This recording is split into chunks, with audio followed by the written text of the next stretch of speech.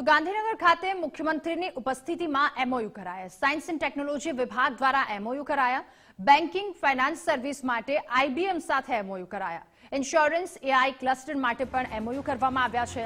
Gift city ખાતે AI માટે centre of excellence પણ હવે શરૂ થશે।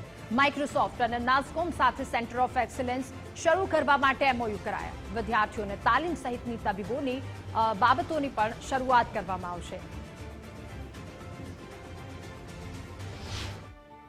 2 દિવસની કોન્ફરન્સમાં સરકાર તરીકે અમે એટલું કહી શકીએ કે તમારા તરફથી કોન્ફરન્સ દરમિયાન જે પણ સારા સુલઝાઓ આવશે એની ઉપર સરકાર 100% વિચાર કરે।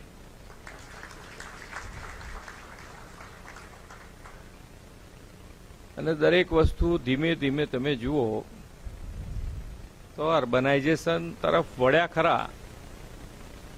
પહેલા ડેવલપમેન્ટ ઉપર વિચાર કર્યો કે ભાઈ ડેવલપમેન્ટ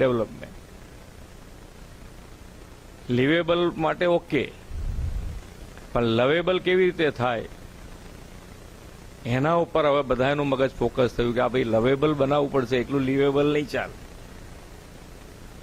એટલે લવેબલ માટે બંને સાથે હશે તો જ સસ્ટેનેબલ માટે સસ્ટેનેબિલિટી હવે બધા માટે જરૂરી થઈ ગઈ છે।